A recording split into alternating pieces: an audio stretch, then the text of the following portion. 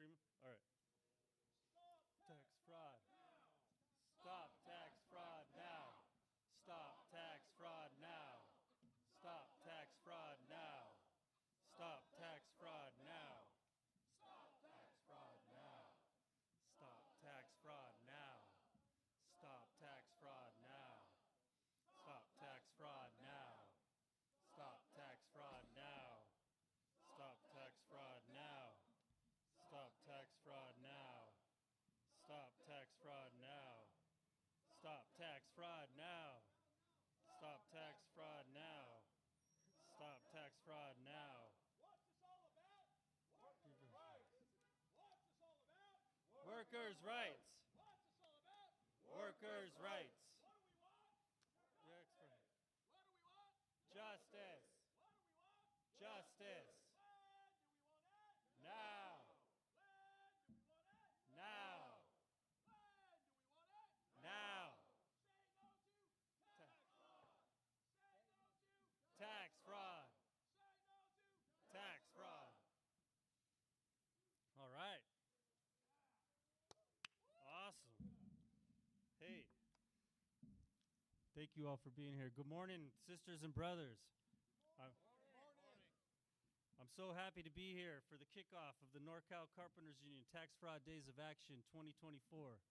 All across the country, our sister and brother carpenters are taking a stand to fight against criminal contractors whose business model is to steal money from hardworking people and line their own pockets with the wages those workers earned, cheating on their taxes and workers' comp insurance premiums, all to steal work from that fair contractor who is doing the right thing, and it's all of us law-abiding citizens who pick up that tax burden.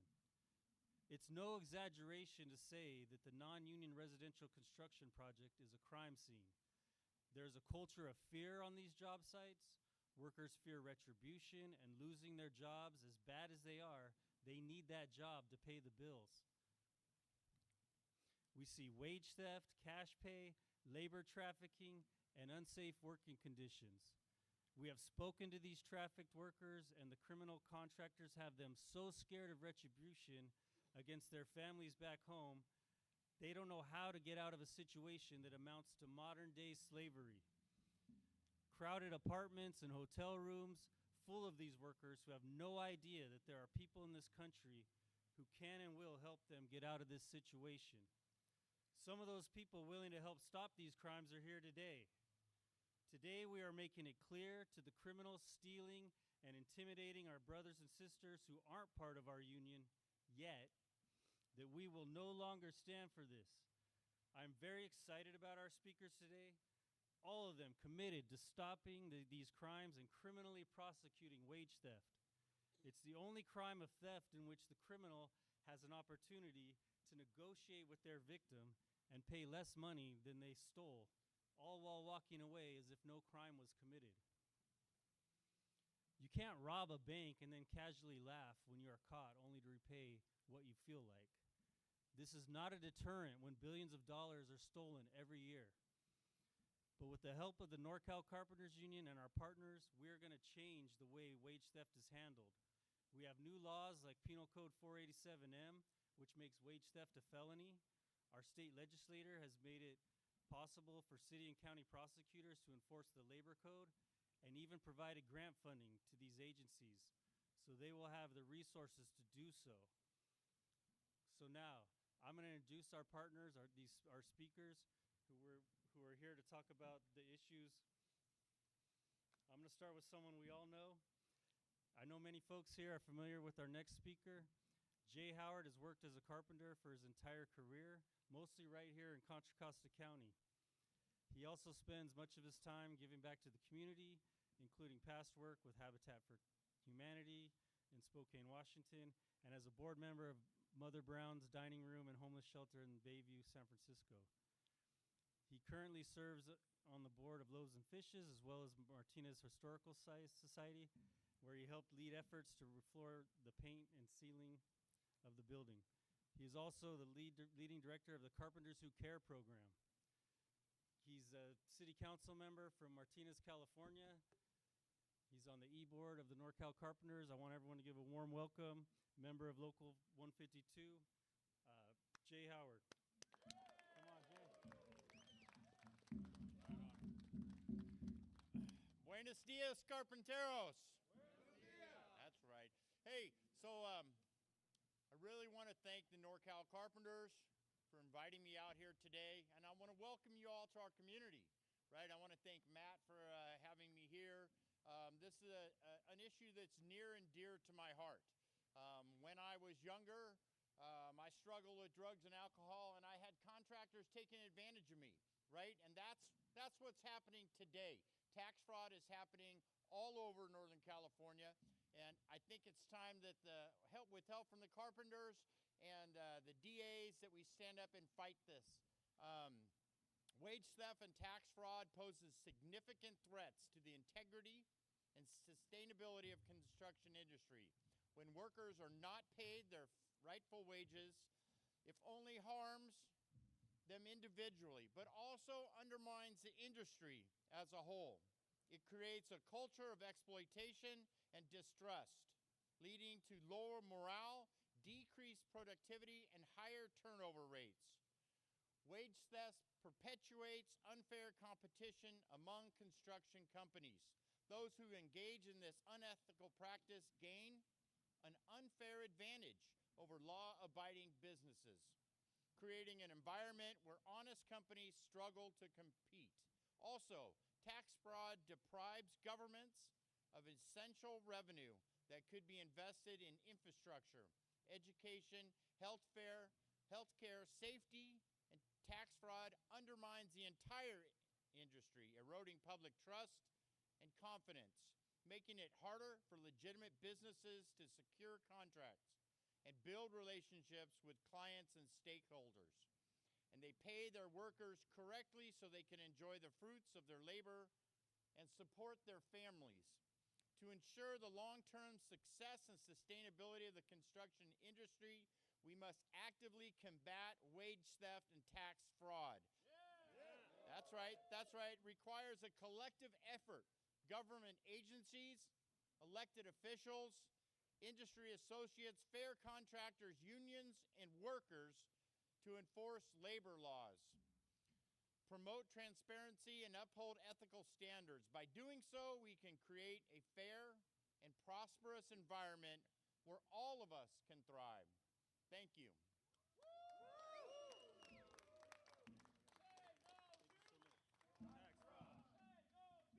Tax fraud.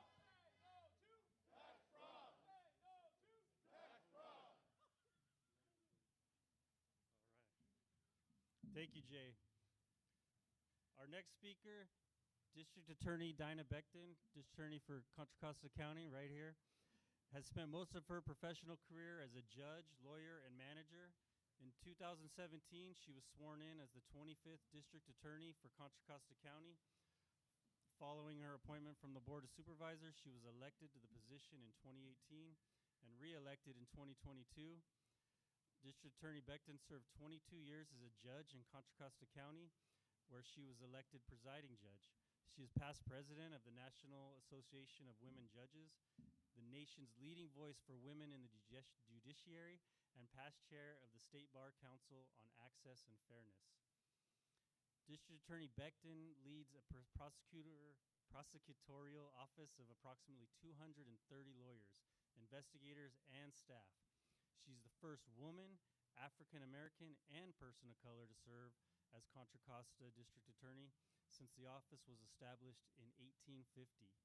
Her message of reform and restoring trust includes a vision for an office that is fair, transparent, forward-thinking, committed to safeguarding all communities from crimes that threaten our health, well-being, and livelihood, and working on positive outcomes for youth.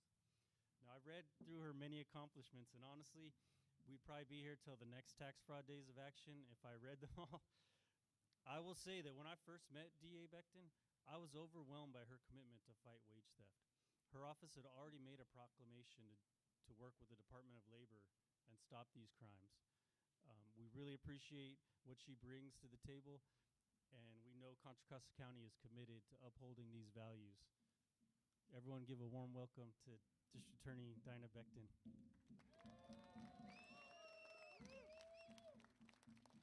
Thank you so much, and thank you to Northern Cal Carpenters for bringing us all together today as we bring attention to the issues of tax fraud and wage theft. I'm Dinah Bectin, your district attorney for Contra Costa County, and of course our number one responsibility is keeping our communities safe. And we do that, of course, in a number of ways. We work very hard to prevent crimes from happening in the first place. We also work on education, we work for protection, and we also prosecute crimes. Those are the 3 Ps. We prosecute, we prevent, and we protect. That's part of what we do in the criminal justice system. A lot of times, and I thank you for mentioning that we have partnered with the Department of Labor so that we're sharing information and giving us an opportunity to investigate those situations where there are instances where people are committing crimes and hurting workers. We've also, in our office, established a human trafficking unit, and we have specifically dedicated a prosecutor as well as the investigator to work on issues around labor trafficking. So we are committed to serving our community. Our crimes, most people think of crimes, they think about what gets covered often in the news, like robberies and assaults and homicides. Rarely do people think about tax fraud. They don't think about wage theft. People don't think about the underground economy. But all of those are crimes as well. If you worked on a job and your employer didn't pay you, what would you call that? Well, it's a crime. If your job was intentionally misclassified, so you didn't get workers' compensation, or if you were injured on the job, or unemployment insurance if you were laid off, or overtime pay. If you didn't receive those benefits that are rightfully yours, what do you call that? That's a crime. When employers don't pay payroll taxes or deny meal breaks or make sure a work site is safe, that's a crime. Unfortunately, we have many tools in our toolbox to help district attorneys in California prosecute things like wage theft, and one of them is, as you heard, is Penal Code Section 487M. You can look it up on your phones. It is related to the labor codes, and it is an important tool for us in prosecuting wage theft and tax fraud. Also, prosecuting these crimes can help in preventing them from happening to workers. Preventing crimes protects workers from losing billions of dollars for the jobs that they do and billions owed to the public. So I want to thank Northern Cal Carpenters Union for organizing this event and for the work that you do to ensure that workers are treated fairly. My office will partner with you and work hard to make sure that wage theft and tax fraud do not go unpunished. That's our part of our 3 Ps. But it's also about seeking, serving, and doing justice for all the residents of Contra Costa County. Thank you.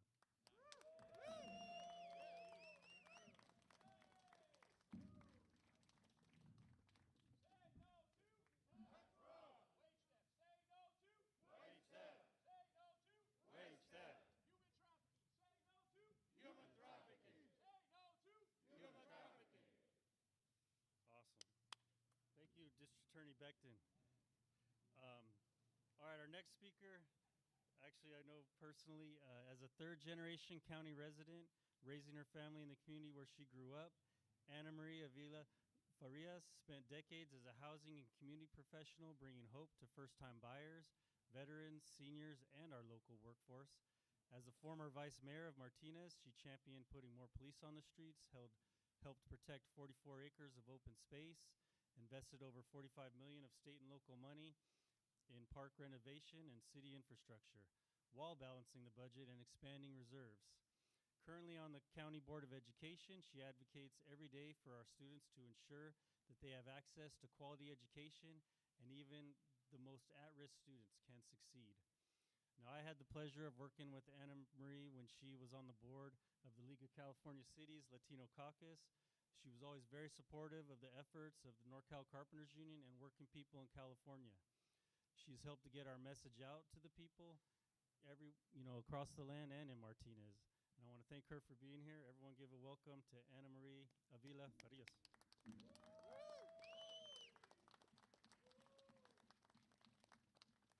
Good morning, everyone. AnnaMarie Avila Farias, Contra Costa County Board of Education, and now candidate for the California State Assembly, Assembly District 15. It is such an honor to be here with my brothers and sisters in the labor movement. I have spent 30 years of my professional career in the housing and economic development space, and 10 of those years was in the compliance on construction sites. And so I am looking forward to continuing to be an ally with you all and to fighting against wage theft and tax fraud. We are going to be the front line of making sure we educate our community and know the importance that when we harm our workers, we harm our communities of not adequately funding our public school system, our education, our infrastructure.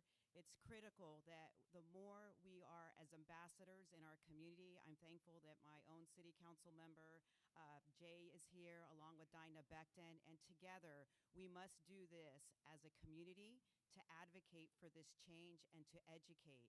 And I will use my professional background in the space of housing and construction to make sure that we invest in compliance and enforcement and work together to make sure that no one occupies this space where we are taking advantage of vulnerable community members in our society and harming our workers. So I look forward to partnering with you all and continuing my leadership in this space at the state legislature. Thank you so much for having me tonight, this afternoon. And I must also say that, Jay, I'm very impressed with your Spanish. So with that, bienvenidos a Martinez, a mi casa, y busco un espacio para comunicarme con todos ustedes para trabajar en ese espacio de a los trabajadores y prevenir la fraude con la taxa. Gracias. Right on.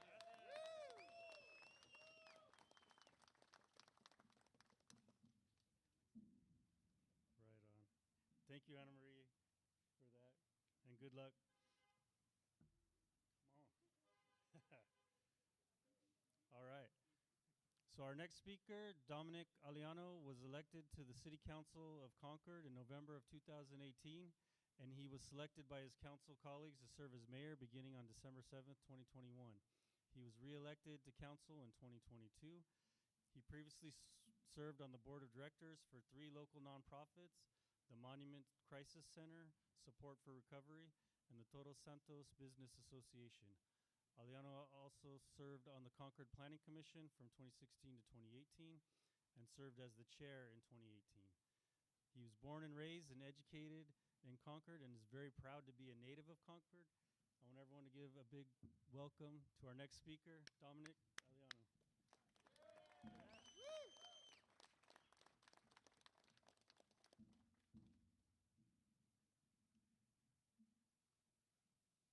Well, good morning, everyone. My name is Dominic Aliano, and I'm a council member for the city of Concord. I want to thank the NorCal Carpenters and Carpenters Local 152, which is right here from the city of Martinez.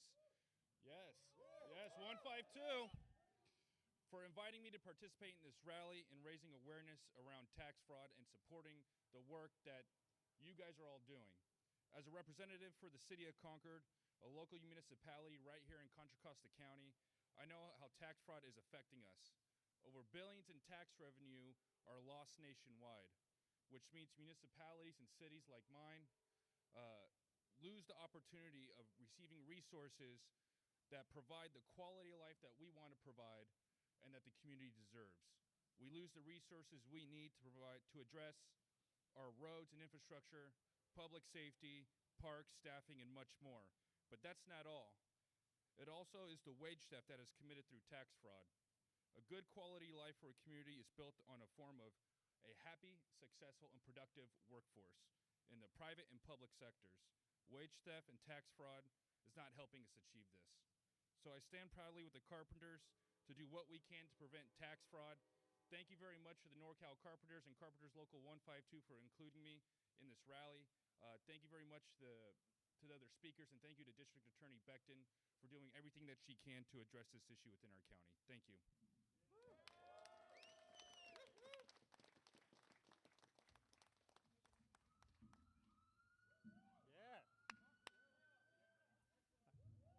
think they found a tax cheat out there they're going to go after. Right on. Thank you again, Dominic. That was awesome. So our next speaker is not an elected official. This is a gentleman who has suffered the wrongs of a contractor stealing their wages. He's very brave, and we're really excited to have him come up and speak and talk about his story. Roberto Cruz is a carpenter. He's been a carpenter since 2019. He is not a member of the Carpenters Union. It's very hard for people to take advantage of our members. We have processes in place to help them. But those non-union workers out there, the contractors do not care, and they will take anything they can from them to enrich themselves. So I want everyone to please welcome Roberto. He's going to let us know exactly what happened on a project in Oakland.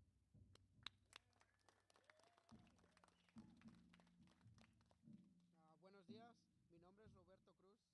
Soy carpintero y trabajo en la construcción desde 2014.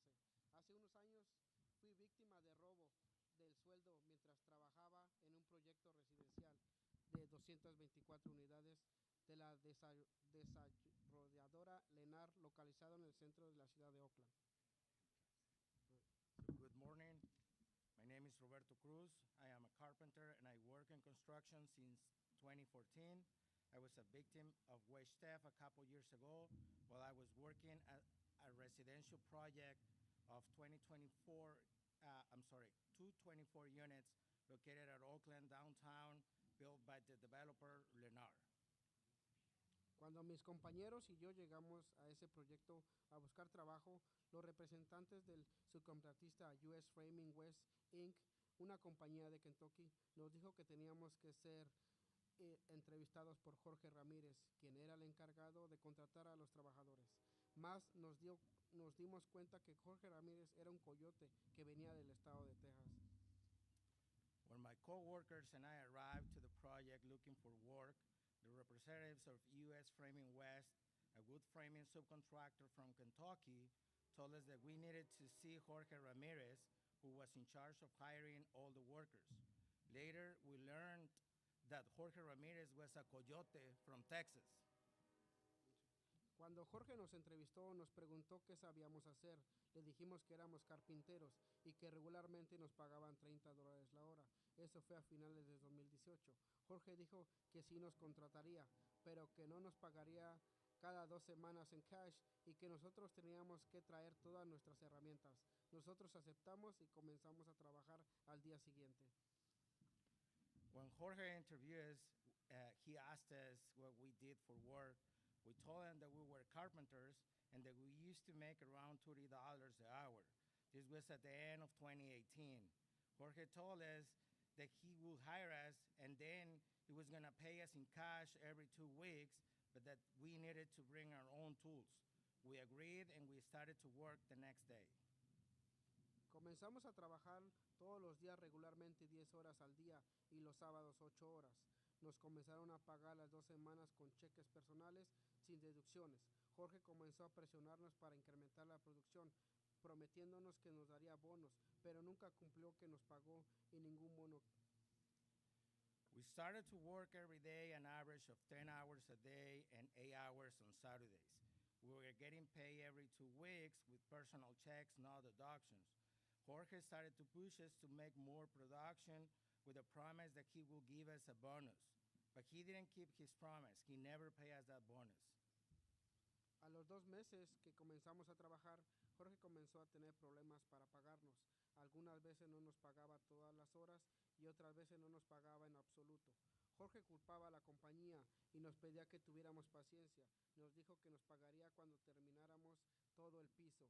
Nosotros confiamos en él y lo esperamos, pero nunca nos pagó ni lo atrasado ni lo trabajado que completamos después.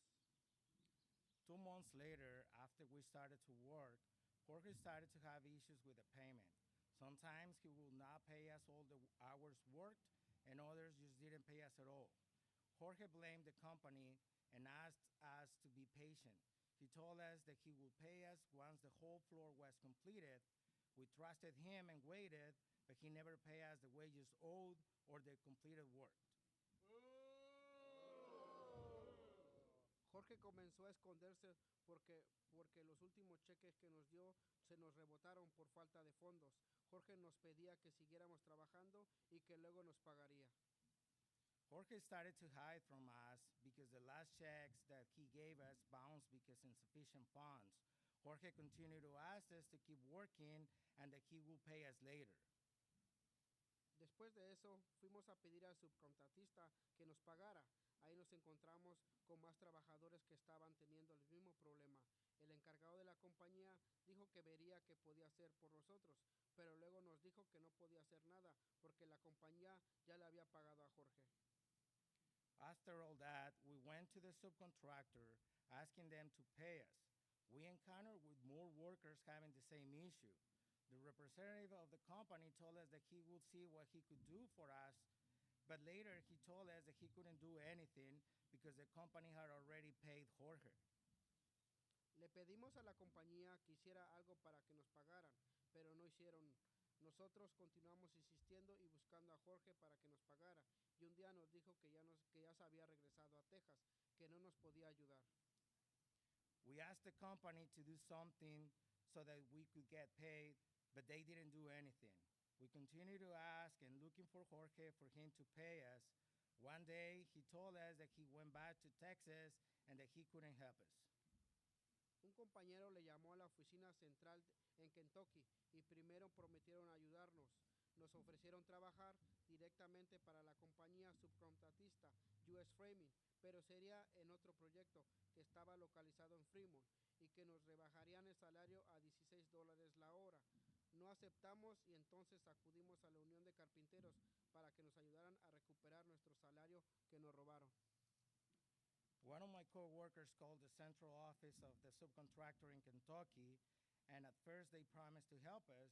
They offered us to work directly for them, for the subcontractor US Framing, but at another project that it was located in Fremont, and they would reduce our wages to $16 per hour.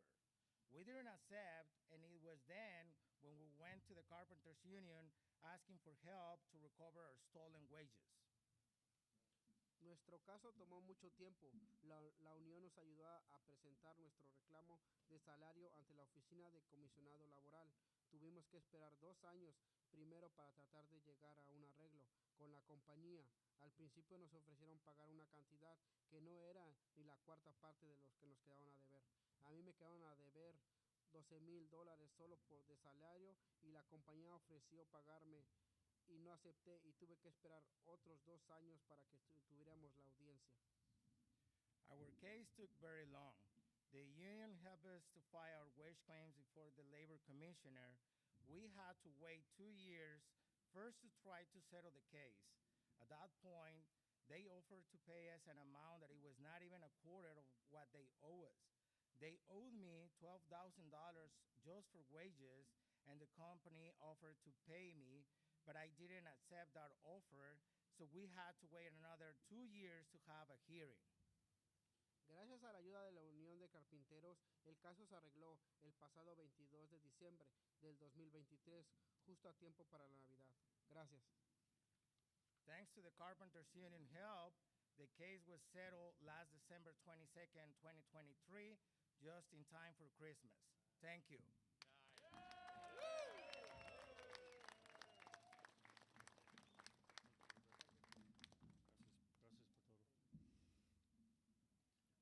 So that's a perfect example of why we're here today. That's what we're talking about. This isn't an isolated incident. How many workers were with you on this project? ¿Cuántos otros trabajadores? Como 20. Yeah, this was like 20 workers just on one project. Owed thousands of dollars, and a process that took over 4 years in order to get the money.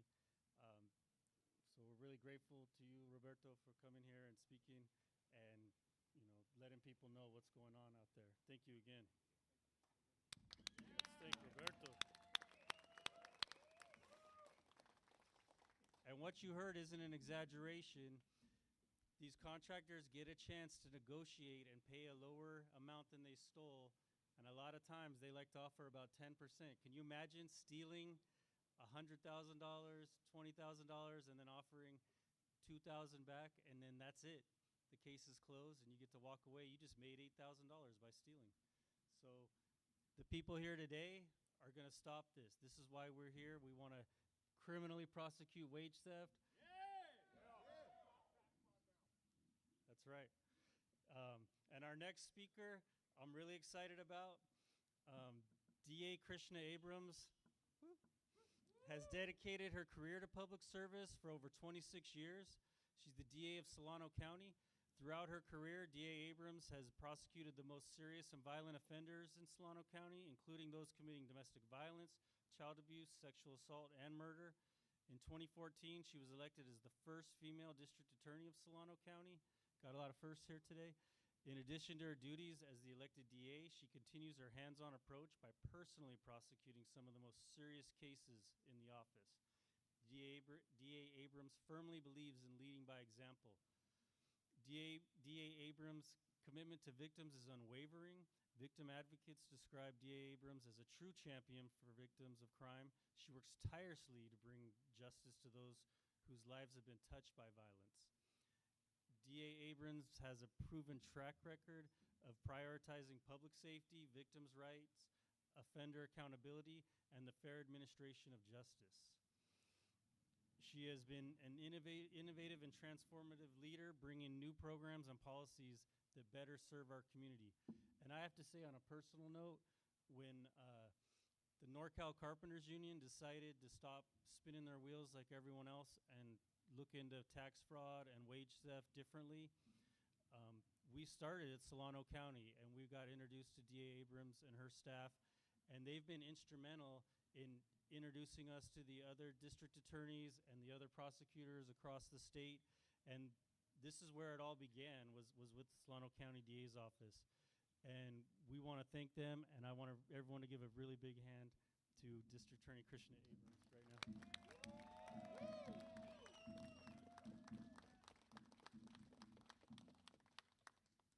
I don't know if it's still good morning or good afternoon, but I have to say thank you so much to the NorCal Carpenters Union for having me here today. I want to personally thank Fidel, raise your hand, Fidel, for reaching out to me. You know, we are here because this is important. We are a neighboring community. You know, we're not here in Martinez, we're in Solano County, but this was really important to us because this matters. And I have together with me, where is he? Okay, Matt Olson, I want him to say a few words because he leads our Consumer and Environmental Protection Unit, and he has been instrumental in really going after this wage theft, and he's going to talk about a conviction that we just had recently that I believe is a big step moving in the right direction to protect all the hardworking people here in our community in Solano County. So I just want to say that as a prosecutor, I have been doing this for 28 years, that my top priority is holding offenders accountable and tirelessly preserving the rights of victims. And that's the victims of wage theft. Theft is theft, and theft is criminal. So this is important to our office. The NorCal Carpenters Union has been a great partner in helping us to achieve this goal, so I really want to thank them for inviting me here today. I believe building and maintaining these relationships between labor unions and like yours, like the NorCal Carpenters Union and law enforcement is invaluable in our ongoing mission to seek and do justice every day. These crimes are all too often underreported or not reported at all. And even when they are reported, they don't always have the investigative resources that they need and that they deserve. So this is why we pledge to continue to work with you so that we can protect not just your members, but all these hard-working people that work throughout our community. And I would like to have Matt Olson talk a little bit about a great settlement that we just got, a conviction regarding wage theft. Matt.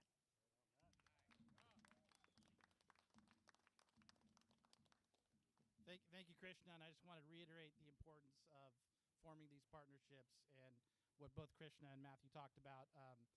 Really, your organization has been instrumental in just helping bring awareness to these issues and allows us to be in a position to come and report these things. So as Krishna mentioned, my unit just settled a big case a couple weeks ago, happened just across the bridge in Benicia.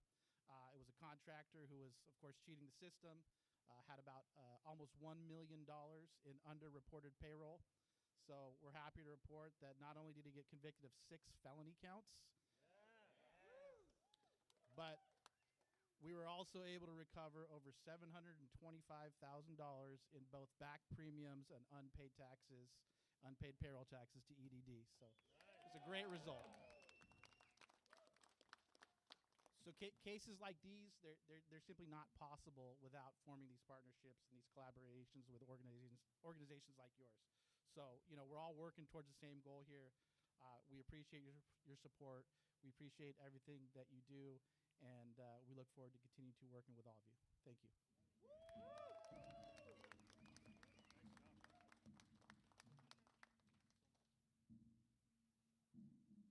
Well, that's amazing. Good job, Matt. Yeah, Matt was the one who kind of got us going and helped us get with the Anti-Fraud Alliance and start building these relationships as well. And we're really grateful for that. You guys took the ball and ran with it. All credit to you guys. Oh, thank you. Yeah. Thank you. Well, that's one thing we'll do with the NorCal Carpenters. You give us an opening and we'll get in there. And we'll do I want to thank all of our speakers. This doesn't all happen on its own. There's been a lot of partnerships. It's been amazing working with all the new folks and seeing how dedicated they are to stopping these crimes. They understand that those workers out there, they can't really afford to lose a week's pay, 2 weeks' pay, 3 weeks' pay. As it goes on and on, they're behind, and it doesn't take long to owe on your bills, to have nothing, you know, and start losing things you'd work so hard to have. So I'm very grateful for the NorCal Carpenters for being behind such an important issue and making sure that workers are getting paid in California. I'm very grateful to our membership for supporting us in everything we do. I'm thankful for everyone that came out today. Thanks to all our amazing staff for setting this up. Thank you to the City of Martinez and the Contra Costa County. But what are we here to do? Stop tax fraud. Stop tax fraud. Stop tax fraud. Stop tax fraud. Stop tax fraud. Stop tax fraud. Stop tax fraud. Stop tax fraud. Right on. Yeah. Yeah. Let's get some raises. When contractors cheat, the workers suffer.